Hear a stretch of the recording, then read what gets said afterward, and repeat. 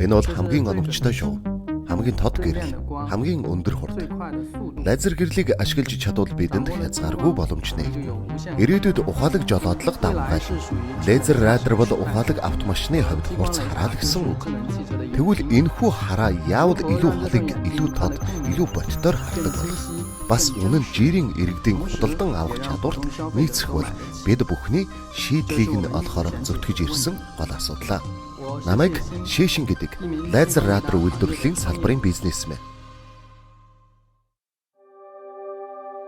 Лазер бол 3 хэмжээстэй лазер сканераар зайг ажиглах систем юм а. Илүү тод харъя гэвэл хамгийн хялбар арга нь лазерын төхөөрөмжийг давхарлах явдал юм. Одоогийн байдлаар хамгийн олондоо 128 шугамыг давхарлаж болж байна. Гэтэл ийм нэг төхөөрөмж хэдэн 10,000 оны үнэтэй хэрэглэгчдийн хувьд энэ бол сансрын үн. Автомат жолоодлогыг бизнесийн хэрэгэлтэнд оруулж буй олон улсын өрсөлдөөнд лазер радарын төхөөрөмжийн өртгийг бууруулах нь чухал зорилт болоод байна. Шишиний компани технологийн ижвэрийн шинэ арга замыг зөрөгтэй сонгожээ. Энэ нь Америкчуудын бүтээсэн лазер радарын технологиос иххэн ялгаатай. Бид нар 7 жилийн өмнөөс нэг шинэ арга болсон. Ширхэг лазер гэрлийн хөдөлгөөнтэй толон дээр тусгаад сканер ажиглалтыг адилхан бүтээж болдог.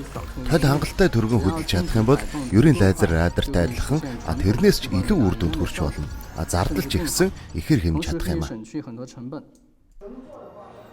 Тэдний энэ зоримог гэрэл хийлэл үр дүнд хүрснээр RoboSense компани лазер радарын үйлдвэрлэлээр тэргүүлж улмаар зах зээл нөрвчсөөр улсдаа тэргүүлэх болжээ. Автомат жолоодлого болон дэмжих жолоодлогууд аажмаар хөгжиж цаашид чадварын хувьд илүү ухаалаг хэлбэр рүү хандах болно. Өөрчлөлтийн яг энэ зангилаа зэгт ирчээд байгаа нь бидний хувьд маш догдолж байгаа хэрэг юм а. RoboSense компани 2022 оны сүүлч гэхэд жилд 1 сая ширхэг лазер радарын төхөөрөмж үйлдвэрлэх чадвартай автомат үйлдвэрлэлийн шугамтай болж шинэ эрчим хүчний 50 гаруй загварын автомашин тэдний бүтээгдэхүүн болон технологиг ашиглах төлөвтэй байна.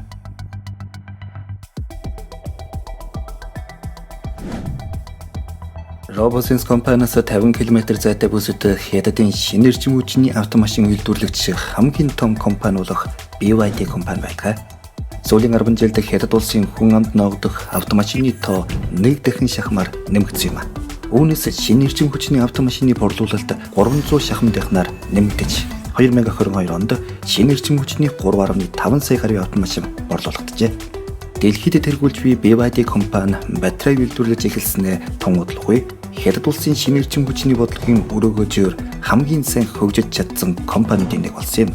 Түүгэрч барахгүй тус компанийн автомашины гадаад дүртөрхөж тийм байснаас эдүгээ ийм болон өөрчлөгдөжээ. За энэ хойд талын дугуй чиглэлэн өөрчлөхөд гол үр гүйцэтгэдэг. Сайн бацхан уу намайг Хужимин гэдэг 2020 онд Нью-Йоркийн их сургуулийг доктороор хамгаалсан эдүгээ автомашины төслийн инженерээр ажиллаж байна. Эх орондоо буцаж ирснээр нэр төрийн хэрэг гэж бодож байна. Манайх олон улсын компани. Одоо би голдуу өөрөө явагч ухаалаг эд ангийн судалгааны чиглэлээр ажилладаг. Энэ бол автомашины хөгжлийн түүхийг өөрчлөх технологийн чухал ахиц дэвшил юм. Чанар, дизайн, инновац, боломжийн үнэ бол хятадын хэрэглэгчдийн автомашин худалдан авах шинэ шалгуур болсон юм а. Эдгээр өөрчлөлт нь олон улсын чадварлаг боловсон хүчнийг татж байна. Тэдгээр боловсон хүчин дэлхийн ертөнцийг шинжлэх хүсэл мөр үүдэлтэй бөгөөд альва зүйлийг үндсээс нь эхлүүлж байна. Хуучны явагч эд ангийг автомат жолоодлоготой болгоё гэвэл түүнийг цахилгаан дохиогоор шууд гяналтанд байлгах боломжгүй. Тиймээс бид ухаалаг явагч эд ангийг зохион бүтээж цахилгаан дохиогоор эдгээр олон эд ангийг хяналтанд байлгаж болох юм. Тиймээс өөрөө явагч ухаалаг эд анги бол наривчлалтай систем байгаа юм. Дрон 5G интернет сүлжээнээс ахуулаад автомат жолоодлог гээд хятад улсын дарга Ши Жинпин хөдөлгөх хүчийг шинжилсэн чан сатын хөгжлийн шин загварыг бүтээн байгуулахыг олонтаа ураалсан билээ. Бодлого, хөрөнгө санхүү, хүн хүчний хувьд бүгдээрээ шин зүйлийг турших, хийж бүтээх, хүндрэл бэрхшээлтэй зүйлд ахиц дэвшил гаргах, урт хугацаагаар хичээн зүтгэхэд бэлэн байгаа. Иймэрхүү бүтээлч уур амьсгал нь ийм чиглэлийг барьж урагшлахад тусалж байгаа юм а.